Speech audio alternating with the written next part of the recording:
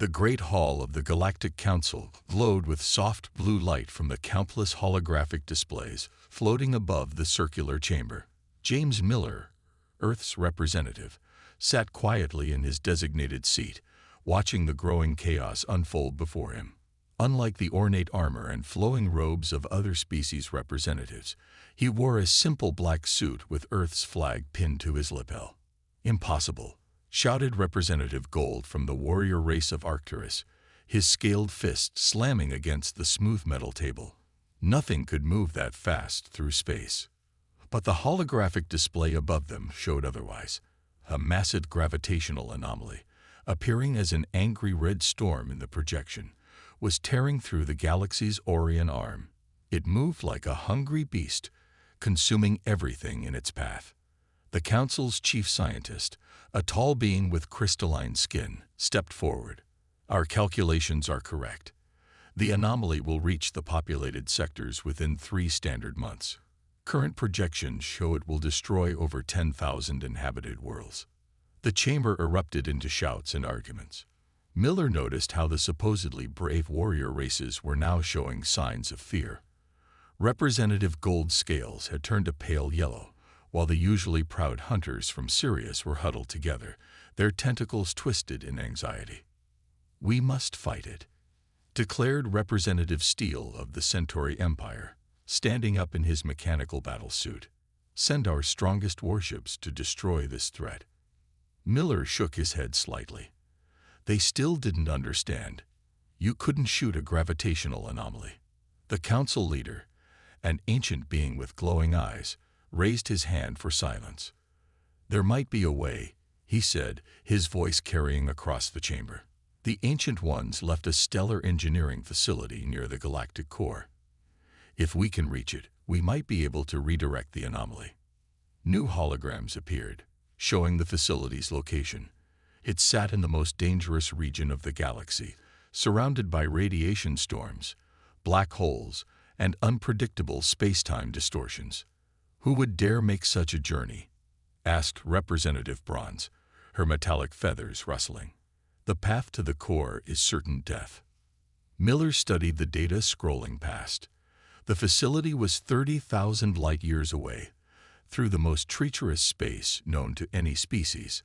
The radiation levels alone would kill most living things in minutes.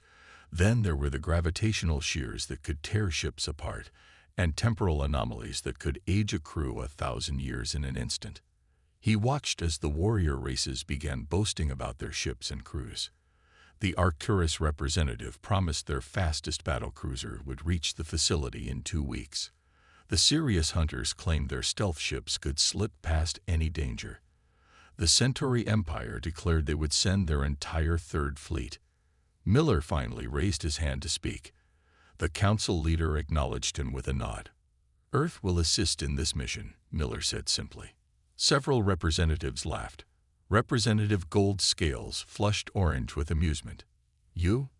The species that takes 3 safety checks before leaving orbit. The ones who still use primitive radiation shielding. The same species," Miller continued calmly, "that has never lost a deep space vessel to preventable causes. The same species that successfully mapped the radiation clouds of the Carina Nebula, while others lost entire fleets trying to cross it." The laughter died down slightly. Miller activated his own holographic display, showing Earth's latest deep space vessel design. It wasn't sleek or beautiful like alien ships. It was bulky, covered in layers of shielding, and bristled with backup systems for its backup systems. "We'll need 3 weeks to prepare," Miller said. "We'll do this properly, safely, and we'll succeed."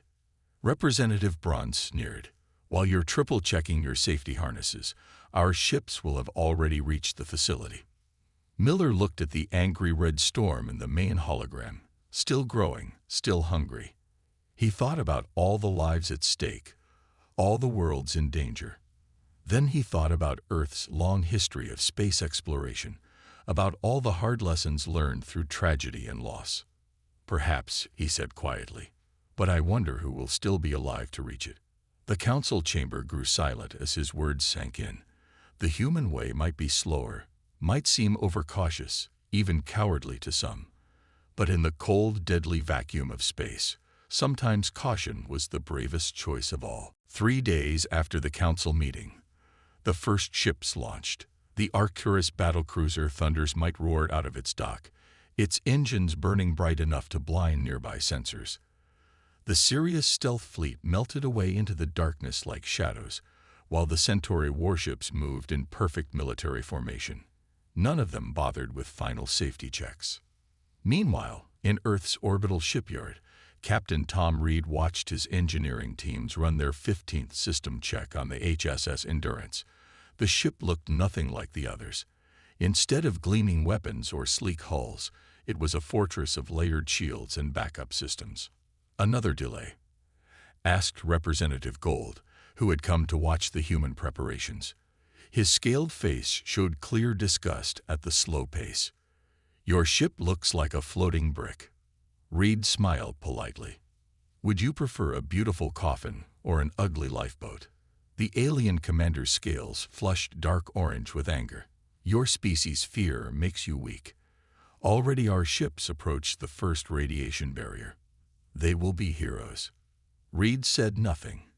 Instead, he turned to watch the main display screen showing the progress of the alien fleets. The Thunder's might led the charge, already a quarter of the way to the galactic core. The Centauri fleet followed close behind, with the Sirius ships somewhere in the darkness between stars. 6 hours later, the first distress call came in. The Thunder's might had hit an unexpected radiation storm. Their shields, designed for combat rather than protection, failed within minutes. Half the crew died instantly. The survivors huddled in the ship's core, their communications becoming more desperate by the hour. "Impossible," shouted Representative Gold, watching from the shipyard's control room. "Our ships are the strongest in the galaxy." Reed looked at the readings. "The radiation levels were clearly marked in our stellar charts," he said quietly. "That's why we're installing triple-layer radiation shielding. Would you like to see our safety protocols?" The alien commander stormed out, but others started paying attention. They watched as human engineers methodically installed backup systems, tested emergency procedures, and drilled for every possible disaster. More news arrived. The Centauri fleet encountered gravitational shears that their sensors missed. 3 ships were torn apart. The Sirius stealth vessels went silent. No one knew if they were still alive. Captain Reed called one of his engineers. "Final safety checks are complete. All systems show green." Reed nodded, but instead of rushing to launch, he ordered one more complete system review. Some alien observers laughed, calling humans cowards yet again. But others, those who had lost ships and crews, watched with growing interest. "Your fear makes you waste time," said a Centauri officer who had come to observe. "Fear?" Reed asked, reviewing the checklist. "Let me tell you about fear. 100 years ago, we lost a ship called the Victory. Beautiful vessel, fastest ever built. Her captain was brave, ignored safety protocols about solar flare activity. 700 people died." He turned to face the alien. "We learned from that fear. Built better ships. Made better rules. That's not cowardice. That's wisdom." Just then, another emergency signal lit up the communications panel. The Arcturus backup fleet had tried a different route, only to be caught in a temporal distortion. When they emerged, their crews had aged 50 years in an instant. Reed watched the disaster reports pile up.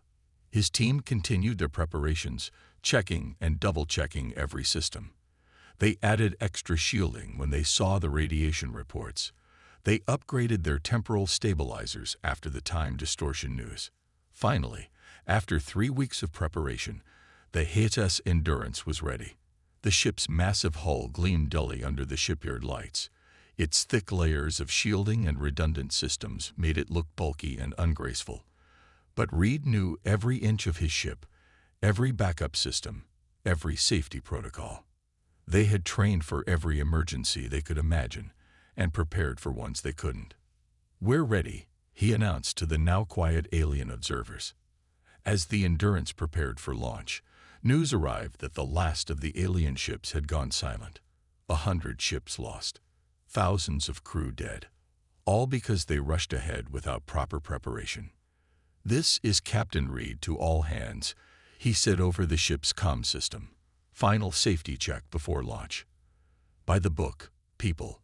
Let's do this right." Because in the cold darkness between stars, there was no such thing as too careful. What aliens called cowardice, humans call survival. And right now, survival was exactly what the galaxy needed. The HSS Endurance floated silently in space, its engines cold. Inside the ship's main control room, Captain Reed and his crew worked through their launch checklist for the third time. The ship's artificial lighting cast a soft white glow over their focused faces. "Navigation check complete," reported First Officer Lisa Brown, her fingers moving steadily across her control panel. All backup star charts loaded and verified. "Engineering reports all systems green," added Chief Engineer Mike Foster from his station. "Primary, secondary, and tertiary shields are active." A few alien observers remained on the communication screens, watching the humans with a mixture of confusion and growing respect. The loss of their own ships had shaken their confidence in the warrior way of doing things. "Why do you wait?" asked a Centauri observer. "Your engines are ready. Your crew is prepared." Reed looked up from his checklist. "We're plotting our course. The direct route to the galactic core would take 2 weeks, but we're not taking it." "What?" The alien's mechanical suit whirred in surprise. "But the anomaly grows stronger each day. Time is critical." "Yes," Reed agreed, turning to the main display showing their planned route. "That's why we can't afford mistakes. Our route will take 6 weeks, but it avoids the worst radiation zones and known temporal distortions." The display showed their path, a careful spiral around major hazards, using the gravity of stable stars to assist their movement. It was 3 times longer than the route the alien ships had taken, but it was survivable. "Begin pre-launch safety drills," Reed ordered. The crew moved smoothly into action, practiced movements showing hours of training. Foster's team conducted emergency repair simulations in the engine room. Medical staff ran crisis scenarios in their shielded bay. The bridge crew practiced emergency procedures until their responses were automatic. "Humans," muttered another alien observer, "always hiding behind your drills and procedures." Brown looked up from her station. 200 years ago, we lost a colony ship called the Hope. A small error in their emergency protocols. 4,000 people died." She paused, letting that sink in. "We don't make the same mistakes twice." The next hours passed slowly as the crew continued their preparations. Every system was tested, every procedure reviewed. Reed watched his people work, feeling proud of their thoroughness. They might be called cowards, but they would survive. "All emergency pods checked and ready," reported Security Chief Wilson. "Radiation suits tested and stored in all emergency stations. Environmental systems operating at full capacity," added Dr. Thompson from Life Support. "Oxygen recyclers showing green across all decks." Reed nodded, checking off each item on his tablet. The aliens watched in silence as the humans moved through their preparations with practiced efficiency. No rush, no heroic speeches, just careful, methodical work. "Launch window in 30 minutes, Brown announced. "Begin final systems check," Reed ordered. "Everyone to launch positions." The crew moved to their stations, each running through their personal checklists. Reed watched the main screen, where the angry red storm of the anomaly grew larger with each passing hour. Yes, they needed to hurry, but hurrying didn't mean being reckless. "Sir," Foster called from engineering, "I'm reading a slight variance in the tertiary shield harmonics. Request 10 minutes to adjust." Some of the alien observers groaned in frustration, but Reed simply nodded. "Take 15. Do it right." While they waited, the last transmission from the Thunders might played again on the emergency channel.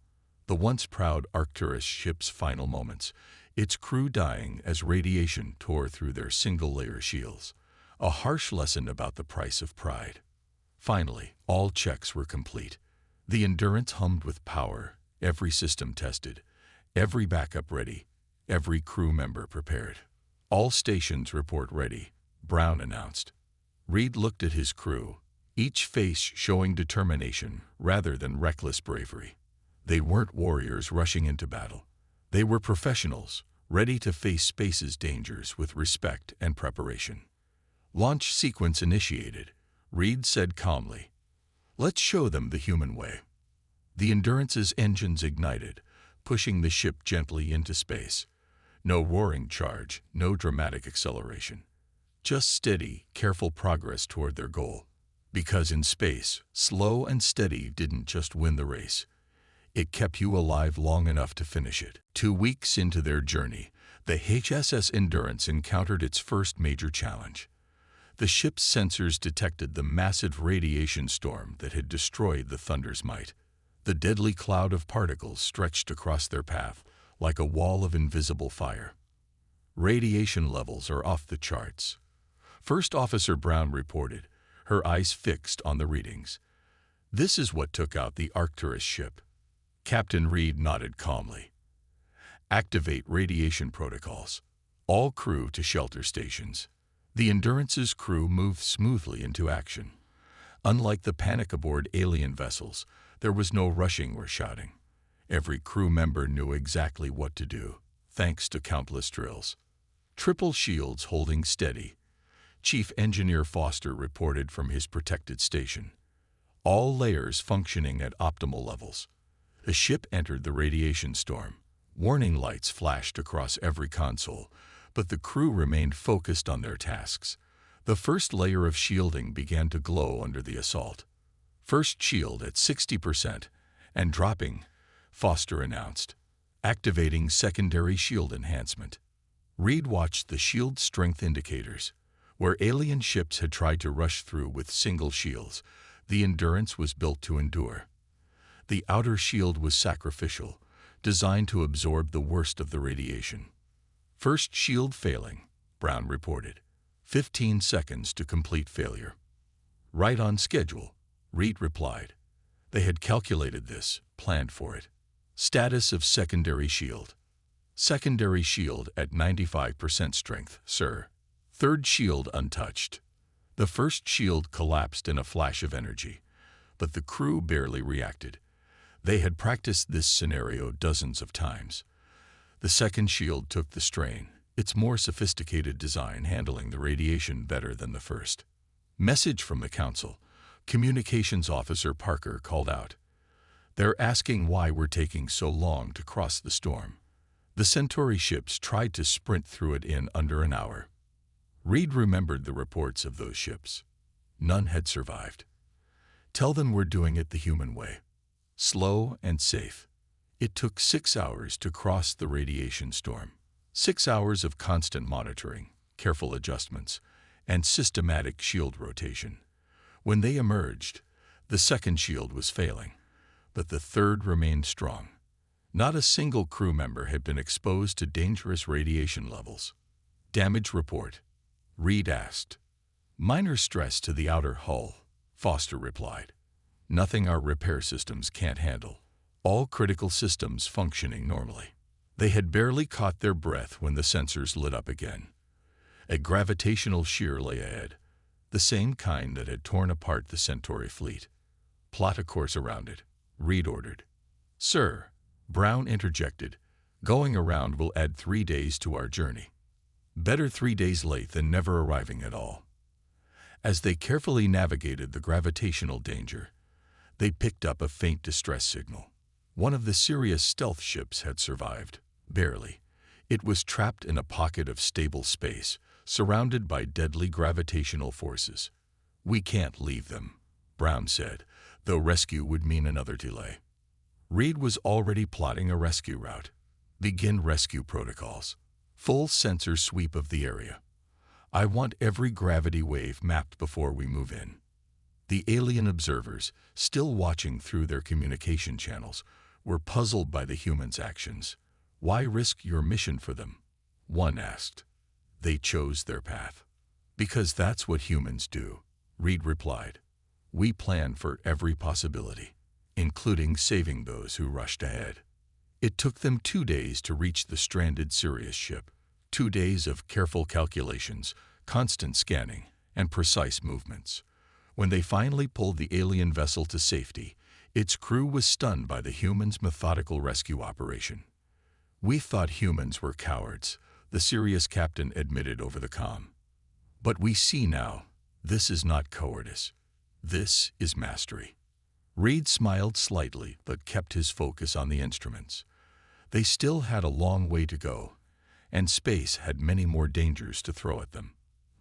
But that was fine. They had planned for that too. "Resume course," he ordered. "Standard safety protocols. Let's show them how the careful survive." The Endurance moved forward steadily, its progress slow but unstoppable. Behind them lay conquered dangers and saved lives. Ahead lay more challenges, but they would face them the human way, with preparation, patience, and respect for space's deadly nature. The HSS Endurance's medical bay was crowded with rescued alien crew members. Dr. Thompson moved between beds, checking on patients from 3 different species. The Sirius crew they'd saved 2 days ago were recovering well, but their newest rescues, a group of Centauri survivors, were still in shock. "I don't understand," said the Centauri commander, watching the human nurse carefully check his vital signs. "Why do you wear protective suits just to treat patients?" "Standard quarantine protocols," Dr. Thompson explained through her sealed medical suit. "Different species carry different bacteria. Better safe than sorry." Captain Reed stood in the doorway, observing. The Endurance had just completed its 4th rescue operation in 10 days. Each time, they found survivors from the brave alien fleets that had rushed ahead. Each rescue meant delays, but Reed wouldn't have it any other way. "Bridge to Captain." Brown's voice came over the intercom. "We're detecting another distress signal. Arcturus ship, trapped in a temporal eddy."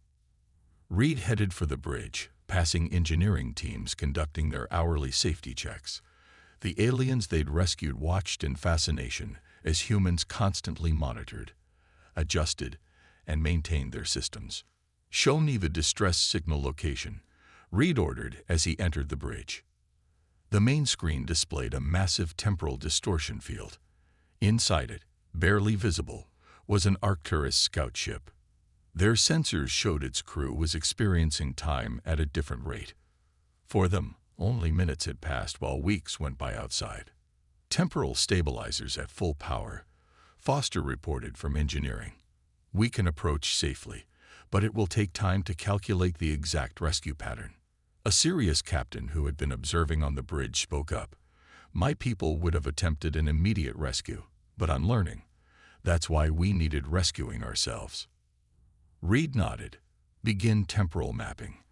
I want a full model of those time distortions before we move in. And get me the rescue protocols for temporal anomalies."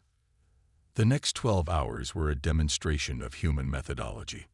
The crew created detailed maps of the time distortions, ran computer simulations of different rescue approaches, and double-checked their temporal shielding. In the past, Reed explained to their alien observers, "We lost ships trying to save others. Rushed in without proper preparation. Now we have protocols, procedures, backup plans for our backup plans." The aliens watched as human crew members conducted 3 different trial runs in the holographic training room. Each practice refined their approach, identified potential problems, and improved their chances of success. "Ready to begin rescue operation," Brown announced finally. All systems checked and double-checked. The Endurance moved carefully into the temporal field. Their stabilizers hummed as they fought against the time distortions. Where other ships might have been torn apart by conflicting time streams, the human vessel's multiple layers of temporal shielding held firm. "This is why you have backup systems for everything," said the Sirius captain, understanding dawning in his eyes. "This is why you check everything 3 times. The universe is dangerous," Reed replied, watching the rescue operation unfold. "Respect that danger, prepare for it, and you can survive it." Using their carefully calculated approach, They managed to extend their temporal bubble around the Arcturus ship. The rescued crew was shocked to learn how much time had passed, but grateful for the methodical rescue that saved their lives. In the following days, as they continued their journey toward the galactic core, the rescued alien crews began to study human safety protocols. They watched how every shift change involved detailed system checks, how every decision was carefully considered, how every action followed tested procedures. "We called you cowards," the Arcturus commander said during a meeting in the ship's conference room. "But you've saved dozens of our ships, hundreds of our people, all because you were careful when we were reckless." Reed looked around the room at the aliens they'd rescued, former warriors who now watched human safety drills with interest rather than scorn. "There's an old human saying," he told them, "the brave may not live long, but the cautious never live at all. We believe in being both, brave enough to face danger, cautious enough to survive it." The Endurance continued its careful journey toward the galactic core. Behind them floated the temporal field that had claimed so many alien ships. Ahead lay more dangers, more challenges, more chances to prove that human caution was not cowardice but wisdom. And in the ship's corridors, alien crew members began learning human safety protocols, finally understanding that sometimes true courage meant taking time to be careful. The galactic core blazed ahead of the HSS Endurance like a wall of fire.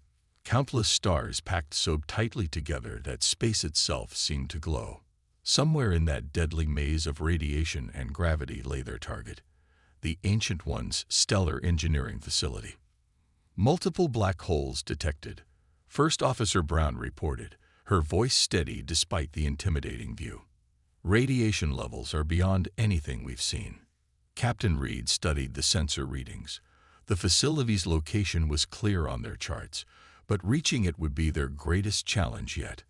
The rescued alien crews watched from their observation posts, now understanding why no one had visited this facility in thousands of years. "Begin approach protocol," Reed ordered. "Full sensor sweep. I want every danger mapped and logged." The Centauri commander, who had been learning human procedures, spoke up. "The Council is demanding immediate action. The anomaly has destroyed 30 more systems while we traveled here." Reed nodded but didn't change his approach. "And we'll save the rest by doing this right. Start the mapping process." For 6 hours, the Endurance's advanced sensors cataloged every threat. They found radiation streams that could melt their strongest shields, gravity waves that could crush the ship, and temporal distortions that could trap them forever. "Mapping complete," Foster reported from engineering. "There's a path, sir, but—" He paused, looking at the data. "It's not going to be easy." The main screen showed their route, a complex path that would require perfect timing and coordination. One mistake would mean instant destruction. "We'll need all 3 shield layers," Foster continued, "and precise power management for each section. One power spike at the wrong moment." Reed turned to the alien observers. "This is why we brought backup systems. This is why we drilled. Every practice run, every safety check was for moments like this." The crew began their preparations. In engineering, Foster's team ran power flow simulations. In medical, Dr. Thompson prepared emergency radiation treatments. On the bridge, Brown calculated and recalculated their approach vectors. "What about a faster approach?" asked the serious captain, old habits dying hard. "If we increase speed, we'd be vaporized." Brown interrupted, showing him the calculations. "Look at these radiation spikes. We need to time our shield rotations perfectly with our movement." Hours passed as the humans methodically prepared. They ran simulations, checked equipment, and practiced emergency procedures. The aliens watched with growing respect as each step was carefully planned and verified. Finally, they began their approach. The Endurance moved forward slowly, its triple shields glowing against the incredible radiation. The ship's sturdy frame creaked under the gravitational forces, but held firm. "First radiation barrier in 3 minutes," Brown announced. "Shield rotation sequence ready." Reed watched as his crew executed their practiced moves. Engineers monitored power levels, shield technicians prepared for precise timing, and navigation officers kept their course perfect. There was no room for error.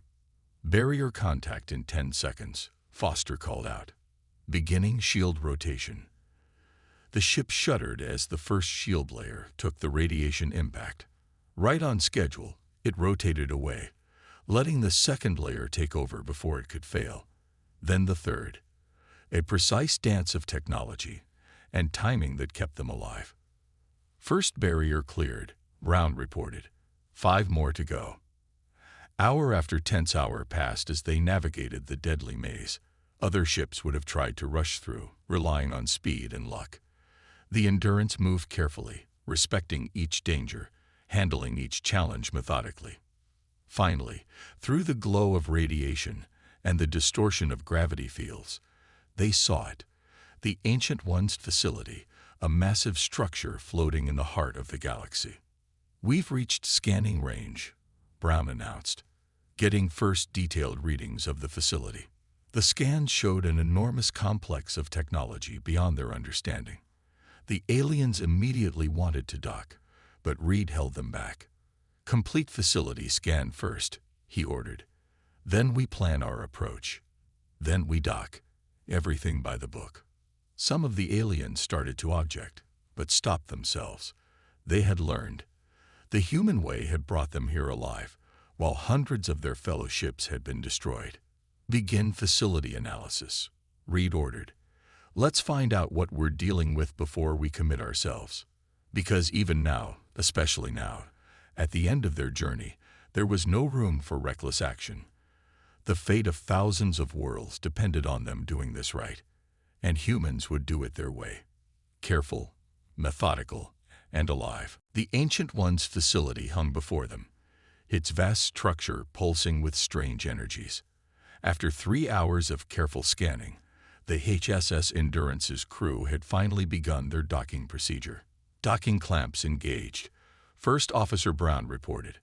All airlocks show green status. Captain Reed watched as his engineering teams ran their 7th check on the seal integrity. Some of the alien observers had finally stopped sighing at the repeated checks. Now they watched with respectful silence. "Environmental analysis complete," Dr. Thompson announced from her station. "Atmosphere in the facility is breathable, but I recommend full suits anyway. We don't know what 3 million years of isolation might have done to the air." Reed nodded. "Full environmental suits for all teams, double-checked seals, triple-checked oxygen supplies." The first exploration team assembled in the airlock. Unlike the reckless charges of the past, each team member methodically checked their partner's suit, equipment, and safety systems. The rescued alien crews, now fully converted to the human way, helped with the checks. "First team entering facility," Brown announced. "Biomonitors active. Backup communication systems online." The team moved slowly through the ancient corridors, scanning every step. Hours passed as they carefully mapped their way to the main control center, where warrior races would have rushed in. Humans took their time, ensuring safety and understanding. "Captain," called the team leader, "we've reached the primary control room. Beginning system analysis." The facility's controls were complex beyond imagination. Alien symbols and incomprehensible displays filled massive screens. The gravitational anomaly threatening the galaxy was clearly visible on the main display, now terrifyingly close to more populated systems. "Council is demanding immediate action," the Arcturus commander reported from his observation post. "They want us to just start pressing buttons." Reed shook his head. "Tell them we'll do this right, or we won't do it at all." The next 6 hours were a demonstration of human thoroughness. Engineering teams carefully mapped every control panel. Scientists analyzed power flows and system connections. Computer experts built translation matrices for the alien symbols. "Sir," Foster called from his station, "we think we understand the basic controls. The facility was designed to manipulate space-time fields. We can use it to redirect the anomaly." "Begin power-up sequence," Reed ordered. Safety protocols in full effect. The ancient machinery hummed to life. With each step, the humans checked and double-checked their actions. There would be no rush, no desperate gambles. Too many lives depended on them doing this correctly. Anomaly is now within range of the facility's fields, Brown reported. We have one chance to get this right. Reed looked at his crew, at the aliens who had learned to respect the human way, at the massive threat bearing down on populated space. All their care, all their preparation had led to this moment. Begin redirection sequence, he ordered. Exactly as practiced. The facility's enormous engines powered up. Gravitational fields stronger than stars themselves reached out into space. The humans carefully monitored every power level, every field strength, every tiny fluctuation. Field contact with anomaly in 3, 2, 1. The main screen lit up as the facility's power engaged the threatening anomaly. For a terrible moment, nothing seemed to happen. Then, slowly, the massive gravitational disturbance began to turn.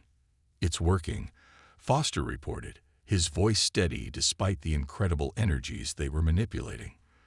The anomaly is being redirected toward empty space. Hours passed as they carefully guided the threat away from populated systems.